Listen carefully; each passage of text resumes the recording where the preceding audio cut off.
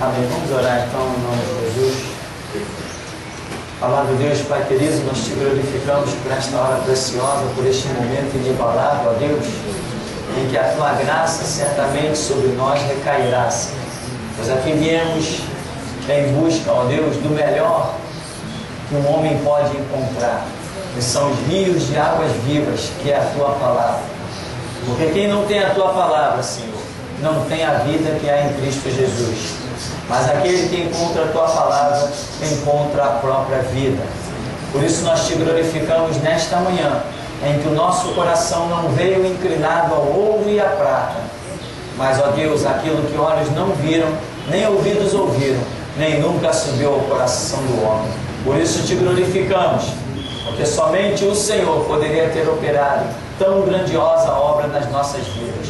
Por isso toda honra, glória, louvor e adoração a Ti, agora e eternamente, em nome de Jesus. Amém. Amém. Nós temos então, na nossa página 17, esse tema que queremos dar início, crescimento espiritual.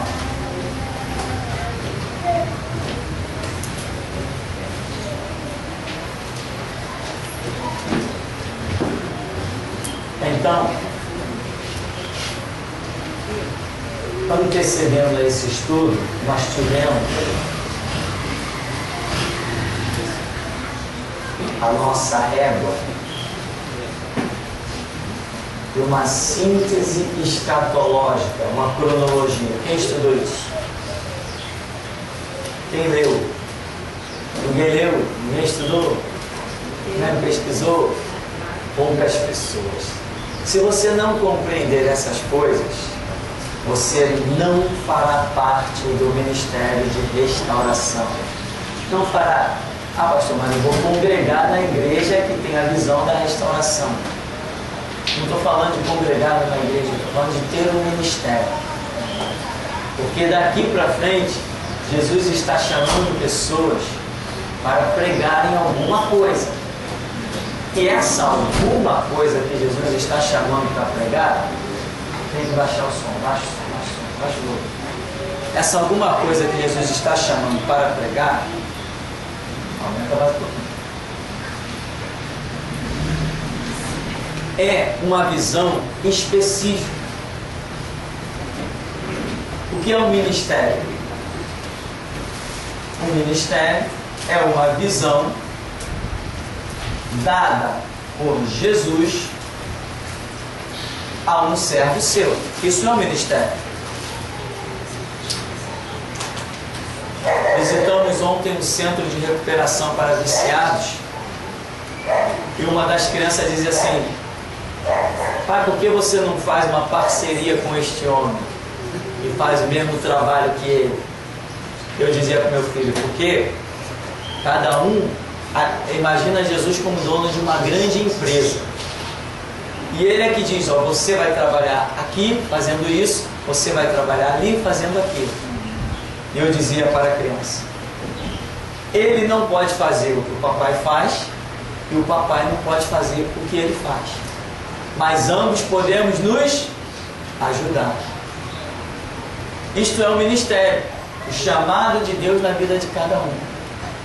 E eu quero dizer para você que se você não tem a visão correta daquilo que Jesus quer no exato momento, né?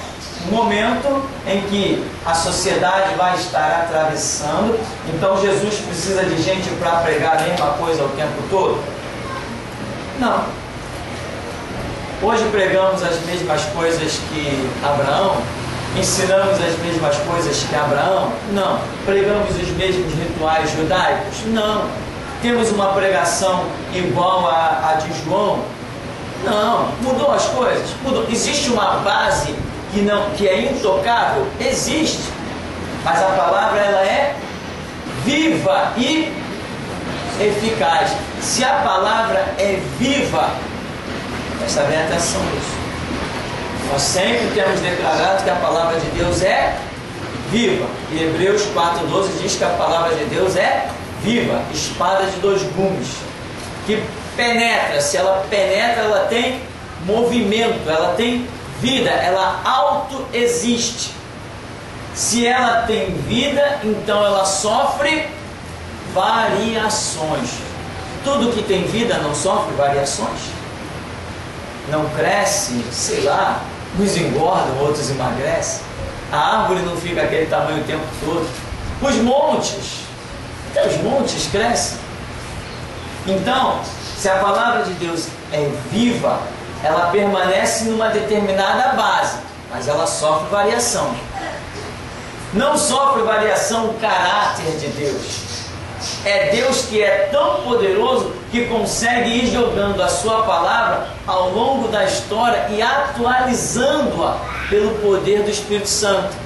Tanto que o que todos os estudiosos declaram, a Bíblia é um dos livros mais antigos da história da humanidade e, no entanto, é o livro mais atual. Por quê? Porque ela é viva, ela cresce, ela acompanha o desenvolvimento da sociedade sem sofrer nenhuma mudança. O livro que você pegar hoje da Escritura, vamos dizer o Antigo Testamento, e comparar com os pergaminhos de 6.000 anos atrás, ou um pouco menos, 3.000 anos atrás, eles são o mesmo escrito. E você consegue pegar os princípios contidos na Escritura, que foram lançados há 3.000 anos atrás, 4.000 anos atrás, trazer para os dias atuais como se tivessem sido escritos há 24 horas atrás. Isto é a característica do crescimento, é a característica da vida que há na palavra. Então, o que é um ministério? É o chamado que Deus, ainda que baseado na Escritura, vai trazer para a sua vida na atualidade. O que eu sempre falo nas pregações, inclusive quem já ouviu aquela pregação Bíblia versus Constituição, é que eu falo assim: por essa vocês não contavam. O Espírito Santo escondeu de vocês que Elias ainda viria. Ninguém falou sobre isso durante a história da humanidade. Estava lá quietinho. Aí, agora que os apóstatas caíram, aí Deus elucidou o texto. Então, o texto escrito lá no tempo de Mateus 17, há 2.000 anos atrás, hoje ele está atual ou não está? Estamos vivendo exatamente aquele período, o período de Elias, o período chamado restauração. Então, essa eficácia, essa vida que a palavra tem, é o que vai gerar o nosso ministério correto dentro do exato momento que Deus tem a contar conosco. Hoje tem pessoas por aí pregando coisas que não tem mais efeito. É o que diz a parábola daquelas duas mulheres. Nós já vimos que 2 representa o testemunho, representa a própria palavra. Não vimos isso? É na nossa simbologia. Vamos voltar a ver. Mulher é símbolo da igreja e diz que 2 estarão moendo. Se estão moendo, estão produzindo um trabalho. Mas quando Jesus se manifesta, diz que leva uma e deixa outra. Ora, mas olhando, as 2 estão em condições iguais. 2 mulheres, se 2 é o número do testemunho, é o número da palavra, as 2 estão testemunhando, são igrejas, estão moendo, estão produzindo um trabalho. Jesus se manifesta e reprova uma, condena uma e aprova outra. Ora, qual o critério que Jesus usou para reprovar essas igrejas? Que critério ele usou? A única coisa que é demonstrado que elas produziam foi um trabalho, estavam moendo. Então significa que um tipo de trabalho de uma determinada igreja, a igreja somos cada um de nós, foi aceito, e outro tipo de trabalho não foi aceito. Ou seja, tem gente que está pensando que está trabalhando para Jesus, mas não está. Mas uma dessas mulheres poderia simplesmente estar evangelizando, pregando a palavra. E alguém pode, evangelizando e pregando a palavra, ser reprovado? Eu afirmo e aposto a minha vida e aceito o desafio. Pode. Mas está pregando, está querendo levar o pecador ao arrependimento. É mesmo? Parabéns. Não é o meu chamado. E aí? Ai de mim, se for para as praças tentar evangelizar. O meu negócio é com liderança. Isso significa um ministério dado por Deus. Então não adianta eu dizer, não, mas está escrito, ide por todo mundo, pregar o evangelho a toda criatura. Está escrito, mas Jesus mandou eu fazer. Está escrito, levai a palavra aos cativos, aos encarcerados, aos hospitalados, sei lá. Está escrito. Tá, mas Jesus mandou eu fazer? Eu sei que está escrito. Está escrito um monte de coisa. Mas o ministério não se resume ao que está escrito.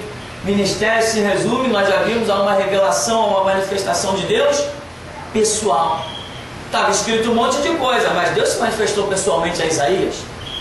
Estava escrito um monte de coisa, mas ele se manifestou pessoalmente a Ezequiel. Estava escrito um monte de coisa, ele se manifestou pessoalmente a Amós.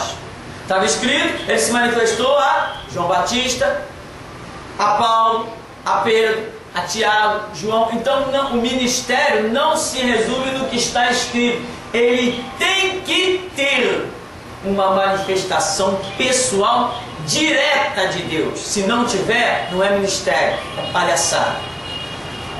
Você tem que dizer, o que eu faço, Jesus falou comigo para fazer. E o resultado tem que aparecer, senão não é ministério. Ah, irmão, vamos fazer uma obra, né? Você já deve ter ouvido isso aí. Não vamos abrir uma igreja para fazer a obra? Não, vai abrir uma igreja para cavar sepultura e baixar um inferno. Porque a igreja só se abre com ordem do céu. Jesus não está autorizando ninguém a abrir igreja sem ordem dele. E é o que mais tem por aí. Ah, aquela denominação tem 70 mil igrejas. Eu disse 70 mil sepulcros. Aonde que tem tanto obreiro assim para dirigir igreja? Cadê? Se a Bíblia diz que a seara é grande e os obreiros são poucos. Camarada sai abrindo igreja para tudo que é canto, cadê o ministério? Não existe ministério aí. Existe empregado, existe palhaço, existe pessoas morrendo atrás de culto. Então, eu estou apelando àquela régua, né, que ficou na aula passada, aquela cronologia, tem muita coisa ali escrita. Você precisa entender, compreender. Se tiver dúvida, pergunte, escreva, pode trazer que as dúvidas serão respondidas, ou escritas, ou trazidas ao vivo, elas serão. Agora, se você não compreender a Escritura, você não tem como ir adiante no ministério. Você vai pensar que, quero servir a Deus, mas não tem condição, porque você não tem conhecimento do projeto que Ele tem na sua vida. Se você não conhecer o que é restauração, por exemplo, você não tem ministério nenhum, porque daqui para frente só se prega restauração. Isso está ficando evidente, né? Está ficando mais do que nunca evidenciada essa situação. Daqui para frente só se prega restauração. E quem vai incomodar os falsos, os profanos, somos nós. Então, quer dizer que Deus agora está levando o ministério na visão atual, né? Sem dúvida. Eu aceito o desafio dos anjos, dos arcanjos, dos querubins, dos serafins, até do diabo. Se não tiver a visão do ministério de restauração, não tem ministério nenhum. Eu piso em cima, zumbi e escarneço e desafio amanhã não ficar de pé. Só existe ministério daqui para frente de restauração. Se não pregar restauração, não tem ministério. Por quê? Porque nós entramos no tempo em que todo mundo vê, que é o tempo de quê? Da apostasia. Antes se entrava na igreja e você ouvia uma pregação. Hoje você entra na igreja, tu leva a caneta ungida, a palmilha ungida, não precisa mais ir na feira para você levar coisas para dentro de casa, não. Você vai nas igrejas, lá você pega o sal ungido, o açúcar ungida, daqui a pouco é o tomate, a batata, já tem fogueira santa do inferno. Acabou a igreja. Então precisa de alguém que restaure a visão da igreja. Se não aparecesse alguém, não tem ministério. Pastor, referente a essas duas mulheres, claro que agora é a igreja pessoalmente, né? Você explicou. Mas eu tinha entendido que também se falava de ser Israel e a própria igreja. Aquela que não fez a obra de Deus, tendo todo o ensinamento da palavra, e aquela que entrou na nova dispensação. Sim, mas o que acontece? Está se falando de uma manifestação de Jesus em um dado momento, em que ele vem julgar duas mulheres que estão produzindo alguma coisa. Israel está completamente estático. E ali nós vemos uma visão de arrebatamento. Quando se fala de arrebatamento, Israel está completamente destruído. Então o assunto é somente igreja, porque Israel está completamente excluído da visão de arrebatamento. Não vai ter, como a gente costuma chamar, judaizante, né? Aquele que pratica o judaísmo. Nenhum será arrebatado. Não estou dizendo não será salvo, isso é outra história. Mas arrebatamento é uma visão exclusiva para a igreja. Israel vai ser outra história. Quando o assunto é arrebatamento, estamos falando somente da igreja. Então, irmão, nós vamos voltar então aqui ao nosso tema, crescimento espiritual, que tem a ver com tudo isso. Porque se você não compreende os detalhes da Escritura, o seu crescimento espiritual ele não existe. Por exemplo, hoje nós estamos vivendo um momento poderoso que eu fico olhando e dizendo assim: Jesus, só o Senhor, só as suas misericórdias poder contar conosco para uma obra tão grande. Por quê? Todo mundo que chega na cara dos juízes da terra fazem o quê? Bico calado.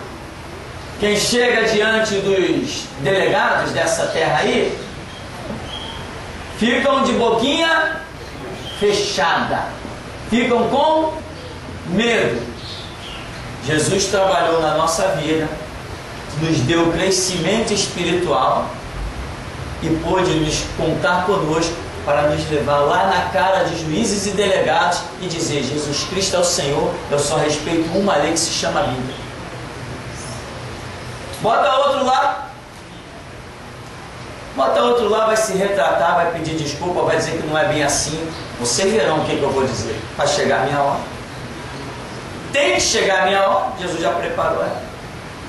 Eu não me curvo a delegado, a juiz. Se a juíza tentar me dar ordem, ela vai ouvir a seguinte frase: Meritíssima, me desculpe, mas minha mãe ficou em casa.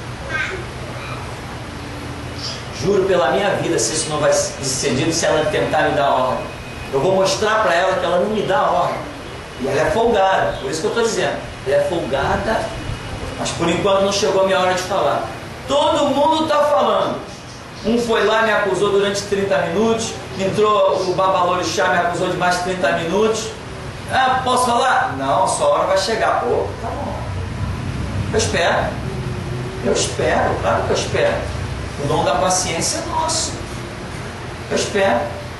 Na vossa paciência, possuir as vossas almas. Então, meu irmão, o crescimento espiritual na sua vida é o que vai te capacitar a realização da obra, ou melhor, Deus realizar através da sua vida a obra que Ele tem. Mas se o seu entendimento da Escritura não for bastante, não tem condição. Por exemplo, o advogado que nós colocamos, no caso, chegou lá no corredor do fórum e disse: os irmãos estão aí de testemunha, que ele falou: não, mas enquanto nós estamos vivendo nesse corpo, somos sujeitos à lei dos homens. Esse está cortado. Se ele não entender, porque o projeto de Deus dele somar nessa situação é para ele acordar. Se ele não entender que nós não estamos sujeitos à lei de homens, ele permanece morto no sepulcro dele. A igreja não se submete a homens. A igreja se submete a Jesus Cristo. E quem quer se submeter a homens, vai viver a sua vida. A igreja é para quem se submete a Jesus Cristo exclusivamente. Jesus deixou um estatuto para nós seguirmos. Ele falou: aquele que tem os meus mandamentos e os guarda, esse é o que me ama.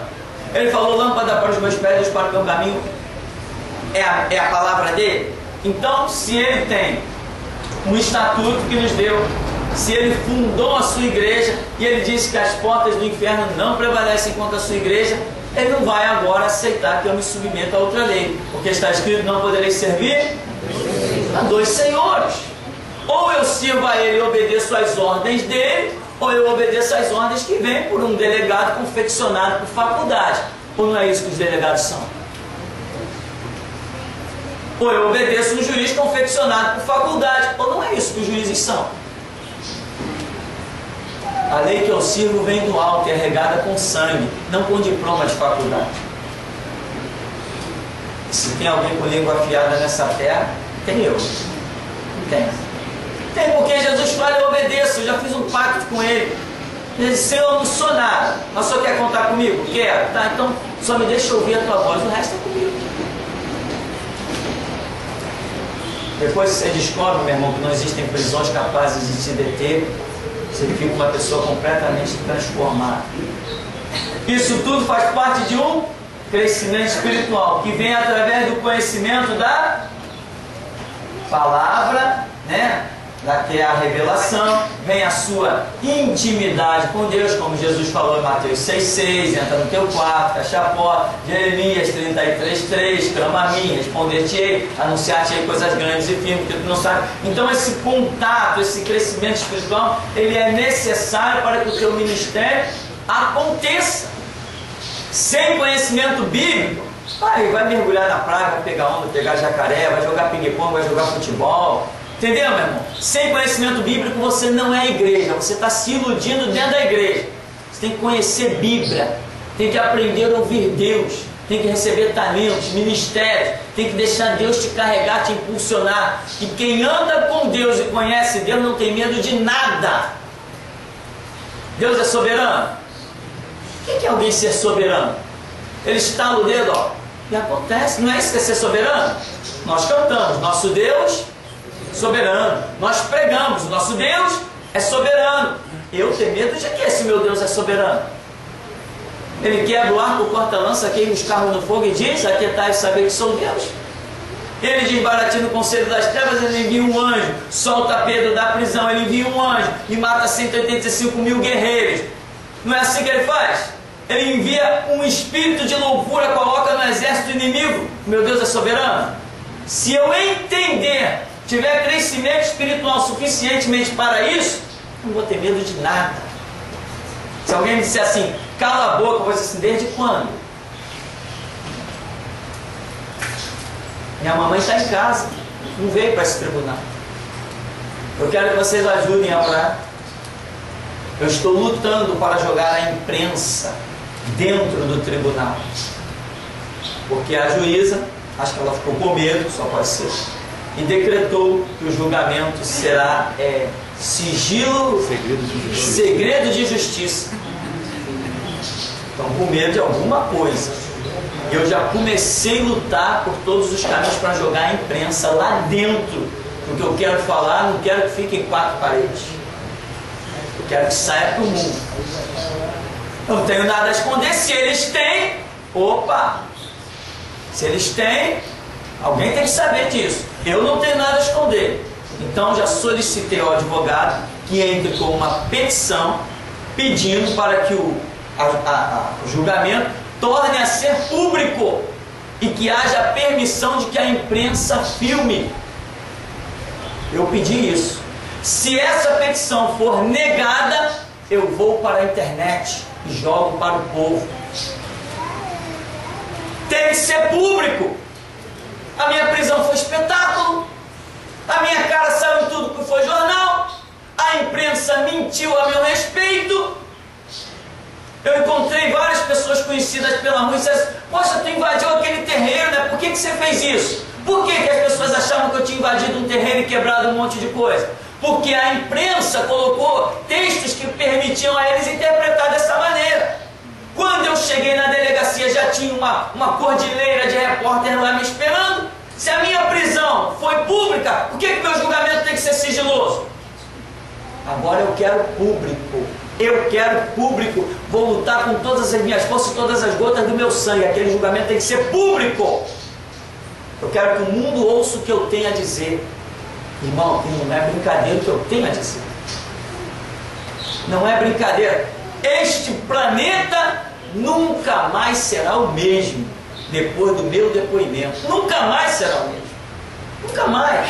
Porque eu já recebi do alto, eu já sei o que eu vou falar. Nunca mais será o mesmo. Então, eu quero que vocês orem. Nós vamos conseguir meter a imprensa lá dentro. Seja pelo espírito ou por violência, mas que a imprensa tem que entrar naquela porta, tem que entrar. Não tenho nada a esconder. Estou desfrutando do mesmo banco que Elias Maluco, que Fernandinho Beiramar, que Marcinho VP, que o gordo do Comando Vermelho. Eu estou disputando o mesmo banco que os caras. Se o julgamento deles foi público, o meu também tem que ser. Eu não vim para esse mundo para brincar. Meu nome está quase mudando, estou só aguardando a ordem. Então, meu irmão, isso é crescimento espiritual. Você tem que crescer e entender o projeto de Deus na tua vida, como Paulo. Viver, morrer. Estou nem aí, viver ou morrer. Cristo vai ser glorificado? Vai então, meu irmão. Ou pela morte ou pela vida. O que importa é que ele seja glorificado. Isso é crescimento espiritual, é compreensão, é entendimento. Olha a vida de Paulo. Paulo foi um grande homem de Deus. Qual foi o final dele? Martírio? Só martírio não, né? Esse não foi o final dele. O final dele é lá, sentado à destra de Jesus. Lá que é o final dele. Pedro foi um grande homem de Deus. Ah, foi. Qual foi o final dele? Ah, crucificado de cabeça para baixo. Mentira, não é esse o final dele. O final dele está lá debaixo do altar. Ó. Senhor, até quando não julgas o nosso sangue dos que habitam sobre a terra? Posição rara. Então, meu irmão, a luta continua. Nós estamos aí com toda semana de clamor, em oração, buscando, e eu só tenho orado e dito: Senhor, me dá a direção, me dá a palavra. Porque há um texto bíblico que diz: quando compareceres perante o tribunal dos homens, não vos preocupeis com o que haver de dizer, porque naquela mesma hora o Espírito do vosso Pai é quem falará por vós. Se está dizendo que vamos comparecer perante o tribunal dos homens e o Espírito Santo vai falar, então a minha vida está no prumo da palavra. Eu estou perante o tribunal dos homens. Acusado de quê? Fumar maconha? Cheirar cocaína? Roubar? Furtar? A acusação é exclusiva. Intolerância religiosa contra a Umbanda. Ora, essa não é uma acusação contra mim, ela é contra você também. Ela é contra todos os evangélicos da nação, porque a Bíblia diz que o Filho de Deus se manifestou para desfazer as obras do diabo. E quem aqui não reconhece que as obras do diabo estão na Umbanda, na Quimbanda e na magia dele? Quem aqui não prega isso? Quem não prega isso não faz parte do reino de Deus. Então, irmãos, a nossa luta está aí. Isso é, se existir na sua vida um crescimento espiritual, quanto maior o seu crescimento espiritual, tanto mais estrondosa será a obra de Deus contigo. Se você tem um entendimentozinho muito mínimo das coisas de Deus, Deus usa você só um pouquinho. Mas Elias foi chamado de quê? Perturbador de Israel. Um homem perturbar uma nação. Quem era Elias? Um traficante, um vagabundo, um mentiroso, um pilantra? Não. Um homem só perturbou uma nação. Por quê? Por causa do crescimento espiritual dele. E o crescimento espiritual de Elias foi tão terrível que ele entra nas profecias e vai atravessando até João Batista. O tempo todo ele é mencionado, não a pessoa, mas o ministério, ou crescimento espiritual. Porque só existe ministério se houver um crescimento espiritual. Aquele ladrão lá da cruz foi salvo, tá, só isso. Qual foi a obra com ele? Nenhuma, ele não teve crescimento espiritual nenhum. Há um galardão nos esperando, amém? Nós estamos de olho nele. Então aqui na nossa página 17 fala crescimento espiritual, que é tudo isso aí que nós temos dito, mais um pouquinho. A parte escrita, literal, mais didática, ela está aí na apostila. E a parte mais impactante e espiritual é o que o Espírito Santo dá a falar em cada aula, que é a parte que não está escrito aqui, que não me foi permitido colocar em papel. Eu tentei, eu redigitei essa apostila umas 3 vezes, mas tinha coisas que não conseguia passar da minha cabeça para o papel. O papel tem muita coisa, mas Deus quer trabalhar nesse ministério de forma diferente. Você vê que, quantos já estão aqui nesse seminário há 2, 3 anos? Quantos? Aí. Tem pessoas que estão até mais do que isso aí, muito mais. Então o que acontece?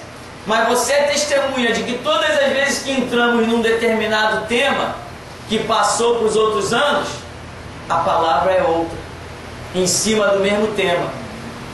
Esta é a eficácia da palavra, este é o mover do Espírito. Então existe um didático nessas apostilas, mas como vão mudando as dispensações, também a revelação vai sendo diferente sobre o próprio tema da apostila. Aqui diz, características do crescimento espiritual. É da vontade de Deus que cresçamos espiritualmente. É Deus quem nos dá o crescimento. Somos comparados a um edifício em construção. Tem aí as referências bíblicas, né? Deus manda que cresçamos em tudo aquilo que é de Jesus. Deus manda que peçamos e Ele dará, né? Assim só depende de nós fazermos a nossa parte, desejando, buscando. O limite para o nosso crescimento espiritual é atingir a estatura completa de Cristo, ou seja, não há limite. Não há limite. Se a estatura é de Cristo, não há limite. Qual o conhecimento que Cristo tinha? Então não há limite, porque Ele tinha conhecimento de um Deus infinito. Quando se trata de um Deus infinito, não há limite para um crescimento espiritual.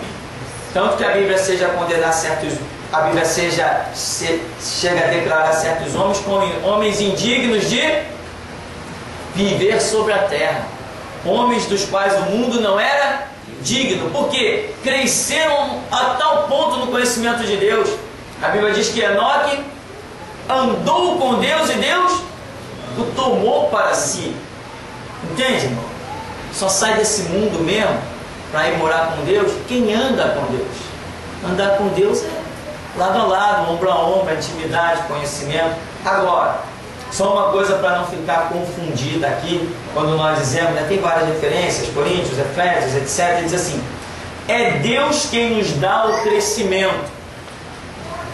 Não se iluda achando que você vai ficar de Deus me dá crescimento espiritual, cruza os braços, vai para a esquina, sei lá o que, e achar que vai crescer espiritualmente. Não. A Bíblia diz sim, é Deus quem nos dá o crescimento espiritual no seguinte sentido: Ele nos permite crescer como? Pela revelação, né? Pelas experiências e por uma série de fatores que acontecem dia a dia na nossa vida quando andamos com Deus. Então, o crescimento espiritual é Deus quem dá, porque pelo traçado, pela estrada que Ele determina para que tenhamos crescimento espiritual.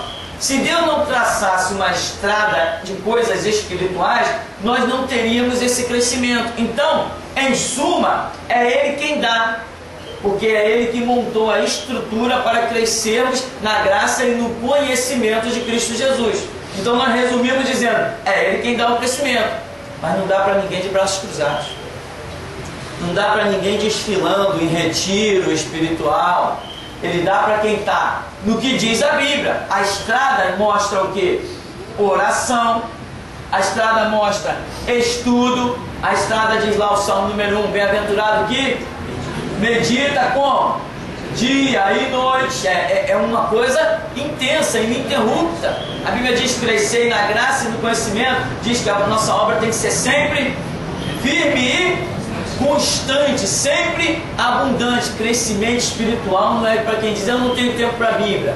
Se você não tem tempo para a Bíblia, Deus não tem tempo para você. Você está desprezando o melhor que Ele tem. Então, essa frase não pode ser mal entendida. Não é como aquela, Deus é o autor e consumador da fé. Ah, então, irmão, eu tenho a fé que Deus separou para mim. Não, você tem a fé que você buscou e alcançou. Se você buscou com negligência, você alcançou uma fé desprezível. Mas se você buscou com afinco, empenho, aí você tem uma fé mais expressiva. Paulo diz, cada um anda segundo a fé que o quê? Que alcançou, não que recebeu de Deus. Segundo a fé que alcançou. Claro que é Deus quem opera em tudo espiritual. Sim, mas o teu empenho, a tua dedicação, a tua firmeza, entra tudo. Jesus falou assim, quem de vós me convence do pecado? Ou seja, ele está demonstrando, né, que o diabo apareceu para tentar convencê-lo do pecado. Ele está demonstrando que o mundo tem uma influência, tenta nos convencer, nos arrebanhar, mas nós temos que ser firmes. Como que Jesus foi firme? O diabo trouxe uma proposta, ele falou o quê? Está escrito. O diabo trouxe outra, ele disse o quê? Está escrito. O diabo trouxe outra, ele disse o quê? Está escrito. Ele demonstrou a firmeza dele na palavra. Ele tinha crescimento espiritual. Não, Jesus era Jesus, ó. Nós vamos caminhar mais para frente, você vai ver que não é simplesmente Jesus era Jesus. Jesus era Jesus em carne, despido dos seus atributos divinos. Porque a Bíblia diz que o Verbo se fez carne e habitou entre nós. E se ele tivesse com seus atributos divinos, o diabo não poderia tentá-lo. Seria brincadeira de Deus. Porque quem tem um atributo divino tem a onisciência. Alguém que tem a onisciência conhece o futuro. O diabo vindo tentá-lo, trazendo as propostas, ele já conhecendo o futuro, ficaria muito fácil. Não seria uma tentação lógica. Esses são outros detalhes que a gente vai ver mais adiante. Então, meu irmão, seu crescimento espiritual não depende só de Deus. Como diz aqui nesse parágrafo, diz assim, só depende de nós fazermos a nossa parte. Aí diz assim, ó, desejando, que o desejo, o anseio, a vontade. Aí diz, buscando, né? E diz, não tem limite. Não tem limite. Já viu aquelas pessoas que têm a síndrome dos 3 S's? Eu acrescentei mais uma, a síndrome dos 4 S's. A pessoa diz, não, eu sou salvo, sentado e satisfeito. Aí diz assim, e sepultado. Né? O camarada está na igreja. Eu conheci muito isso no tempo, no começo da caminhada. A pessoa diz, não, irmão, eu estou muito feliz com Jesus. Eu já sou salvo, eu já congrego na igreja. Ainda dizia assim, o meu nome já está no hall de membros da igreja. O seu não está, né, irmão? Aqui não temos ficha. E você está mal, irmão. Seu nome não está no hall de membros. Então, eu já estou muito feliz com Jesus. Eu já tenho meu negocinho, eu vendo os meus docinhos, eu conquisto o meu salário todo mês. Que desgraça. Jesus morre na cruz para o camarada vir dizer que ele está feliz da vida, porque ele tem um negocinho e conquista o salário dele todo mês. Olha o preço que ele está atribuindo ao sangue de Cristo. Misericórdia. Então, não confunda. Tem que desejar, tem que buscar, senão não tem crescimento espiritual. Só mais um detalhezinho antes do nosso intervalo. Áreas do crescimento espiritual. Isso é interessante demais. Ele diz, devemos estar atentos a fim de que o nosso crescimento espiritual ocorra em todas as áreas da vida. Para que cresça o lado espiritual, é necessário limpar também o lado material. Né? Muita gente vive numa situação completamente de pecado. O camarada, por exemplo, sei lá, no mundo natural ele vive aquela vida lixo. Quando entra na igreja ele é um santo. Não dá, né? Santo é santo em tudo que é lugar. Entendeu? Se você mente lá fora, não adianta não mentir dentro da igreja. O teu pecado vem desde lá de fora. Se você engana lá fora, né? Que nem os advogados cristãos que tem por aí. Não, irmão, sabe como é? Na advocacia, o advogado que não mente não ganha causa. No reino de Deus também. No reino de Deus também, que não mente não ganha causa. Ora, veja só. Não pode, meu irmão. Se você vai entrar para uma profissão que você tem que mentir, que não vai jogar com a verdade, você não tem Deus, você não tem o auxílio do Espírito Santo. Não vale a pena viver sem o auxílio do Espírito Santo. Se você vai entrar para uma profissão que você sabe que vai ter que mentir, não entra, procura outra. Aí, resultado aqui. Aí ele dá um monte de exemplo: não falar palavras torpes, não enganar ninguém, não mentir, ser fiel na vida matrimonial, manter para com os vizinhos, seus familiares, em seu trabalho, a mesma conduta que tem na igreja. É interessante isso aqui, né? Manter, aonde você convive, você tem que manter a mesma conduta que tem na igreja. Muita gente cai aí, irmão, cai feio, sabe por quê? O camarada dentro da igreja diz assim: não, o espiritismo é do diabo. Não, o catolicismo é do diabo. A Bíblia diz: não farás imagem de escultura. Quando ele bota o pé dentro do trabalho dele, não, aqui eu não sou crente, aqui eu sou um funcionário. Aí ele não fala nada. Ele é amigo de todo mundo. Jesus ficou lá fora, lá de fora da porta do trabalho dele. O que você diz dentro da igreja, meu irmão, tem que ser dito lá fora. Jesus falou assim: aquilo que eu vos digo ao pé do ouvido, apregoai aos telhados. O que você aprende na intimidade com Jesus não é para morrer no túmulo aí dentro de você, não. É para ser apregoado aos quatro cantos da terra. Mas tem gente que não, eu não posso contrariar o meu patrão, mas pode contrariar o teu Deus. Não vou, poxa, o camarada é meu amigo há 500 anos, né? Desde que Cabral chegou no Brasil, ele é meu amigo. Então, eu não posso contrariar o meu amigo, mas eu posso contrariar o Espírito Santo, que está ali, fala, quer resgatar aquela alma. Às vezes, em uma palavra vai resgatar uma alma, mas o camarada é um covarde, não resgata ninguém. E a Bíblia diz que aquele que ganha a alma, sábio é. Mas a Bíblia diz que o temor a Deus é o princípio da sabedoria. Então tem gente que não teme a Deus. Bom, aí tem outros detalhes, né? Então, áreas do crescimento espiritual, só para nós termos um intervalozinho, falar um pouquinho sobre isso. A nossa vida, ela é um complexo. Dentro deste complexo existe o lado espiritual, existe o lado sentimental. Mais diretamente vamos falar alma, né? E espírito. No espírito nosso entra realmente a razão. Na nossa alma entra o quê? A emoção. E a nossa vida espiritual, o mundo que nós vivemos, ele não é uma coisa simples. Ele é uma coisa muito complicada. Se você não tem uma vida muito séria com Deus, sabe o que acontece? Você fica perdido em um labirinto.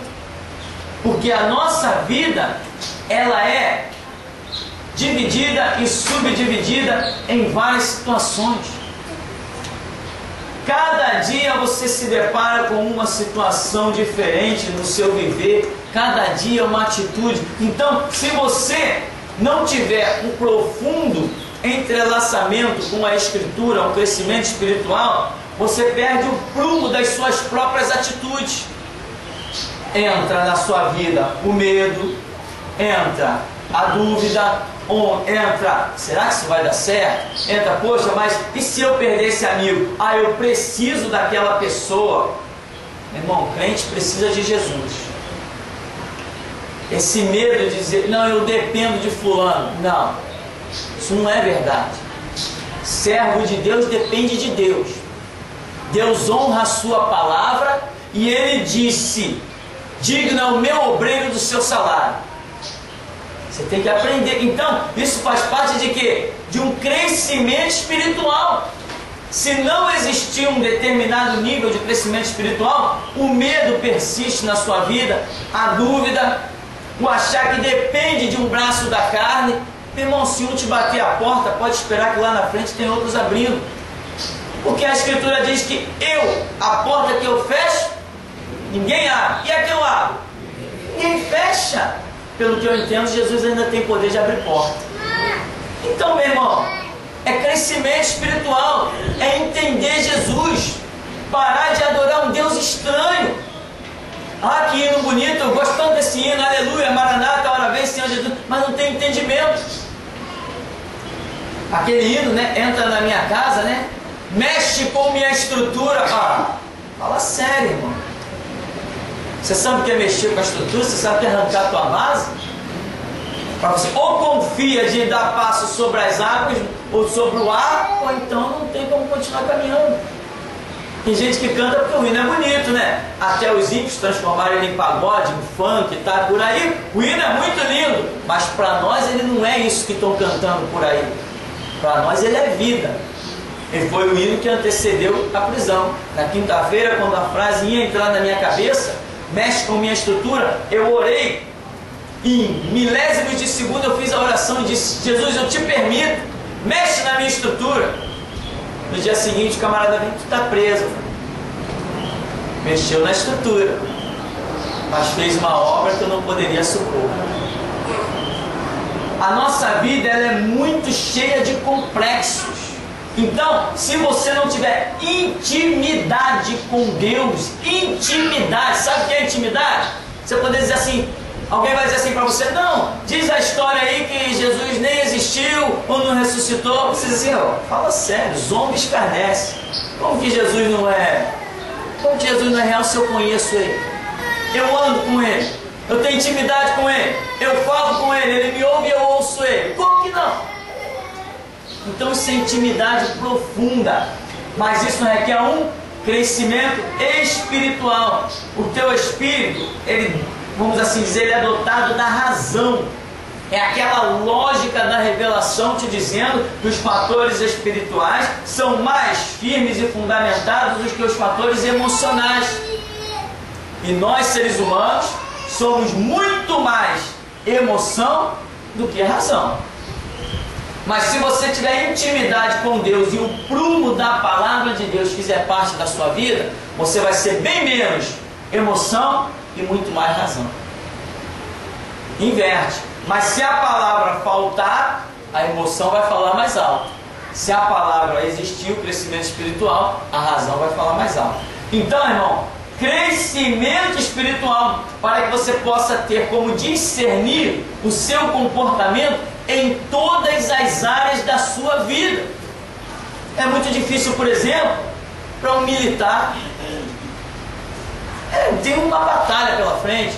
Por exemplo, um camarada que faz parte de esses PMs. Eu já estive dentro de quartel, já conversei com um capitão, com um monte de coisa. Já estive dentro de quartel conversando com pessoas do Exército. A única organização que eu nunca entrei foi Marinha e Aeronáutica. Essas duas. O resto, essa gente da civil, eu já entrei em tudo isso. Eles têm uma batalha muito grande, porque tem uma conduta. Já estive conversando com gente no BOP, que o camarada às vezes estava com fulano na mira, vinha a ordem: atira, mata. Ele diz assim, não sei a expressão que usa lá, tipo, tô dando baixa. Ele sai do lugar, entra outro e atira no camarada. Ele renuncia àquela atitude, se diz incapaz de matar, volta para trás da fila, vem o outro e mata. O cara é crente. Como é que o camarada vai ser crente? Está na mira, mas eu posso prender ele. Não, mata ele. Mas eu posso dar ordem de prisão. Não, mata ele. Não temos tempo para prender ninguém. Mata. Não, então, eu não sei que expressão que é usada. Ele sai, o outro vem e mata. São atitudes difíceis de setores que envolvem o nosso dia a dia. Sem o prumo da palavra, você não vai a parte alguma. A palavra tem que ser transbordante na sua vida. Porque, por exemplo, imagina, como eu conheci um caso de um rapaz do BOP, aquele que usa caveira, né, o BOP, que teve os colegas todos, capitão, sei lá, o chefe, todo mundo, agora, atira. E ele vê de um lado Jesus e do outro todo mundo. Agora ele decide. Jesus está dizendo, não atira.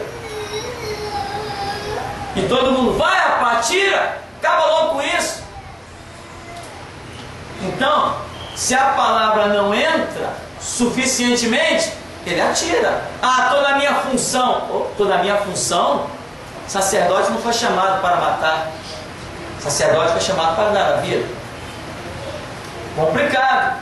Então, a palavra tem que ser transbordante. Senão você não vai ter crescimento espiritual e qualquer situação que surgir na sua vida, você vai ficar perdido num labirinto. O que nos dá, né, como a de lâmpada para os nossos pés e luz para o nosso caminho, é a palavra. Tem que ser transbordante. Mas pastor, eu não tenho tempo de ler Bíblia.